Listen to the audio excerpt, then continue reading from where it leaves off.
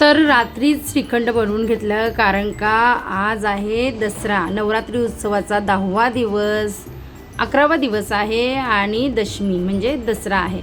मी रांगोळी काढत होती, मला मदतीला श्रियाल होता, खूप थैमान घालून ठेवलेला. आणि मग मी अशी आपट्याच्या पानांची म्हणजे आजचं दिवसाचं महत्त्व म्हणजे सोन्याची रांगोळी काढलेली, सोन्याच्या पाल्याची.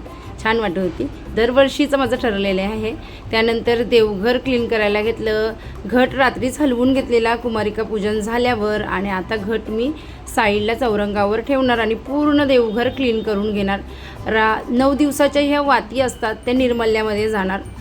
कोणताही असं काही फेकून द्यायचं नाही कचऱ्यामध्ये, सगळं निर्मल्यामध्ये घालायचं.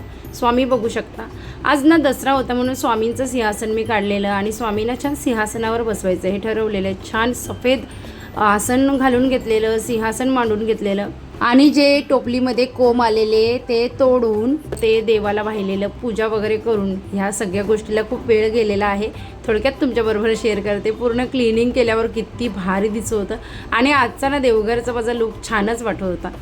दरवाजाला तोरण बनवलं, सगळं स्वतःला बनवण्याची हौस फार आहे मला.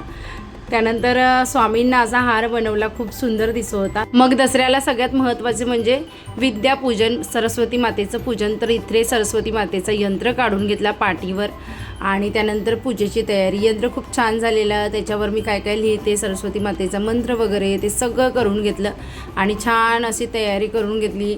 धूप वगैरे लावला आणि सुंदर माझी दसऱ्याची पूजा. स्वामी तर एक नंबर दिसत होते. तुम्ही सांगा कसे वाटतात स्वामी. आणि सगळी पूजा सुंदर वाटत होती. त्यानंतर अशा प्रकारे पूजा मांडून झाल्यावर हत्यारं वगैरे ती क्लिनिंग करून ठेवलेली दुपारी. सगळे आपण जी 5 बोटं लावतो सगळ्या वस्तूंना त्या सगळ्या लावून झालेल्या. हत्यारांची पूजा का करतात तर पांडवांनी वनवासामध्ये वनवास संपल्यावर या हत्यारांची पूजा केलेली. आज अपराजिता देवीची पूजा करायची असते. आपलं कधीही कुठेही पराजय होऊ नये यासाठी अपराजिता देवीची पूजा करायची असते, म्हणजे जप करायचा असतो.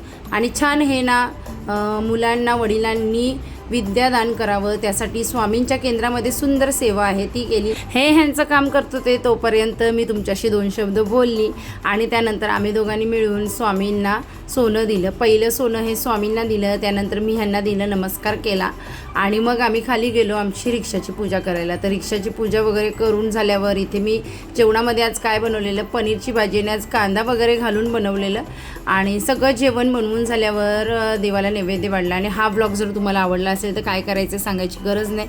लाईक करा, फॉलो करा, शेअर करा आणि सबस्क्राईब करा. आणि असंच आजचा ब्लॉग आहे. चला भेटूया छानशा नेक्स्ट ब्लॉगमध्ये. आता बाय.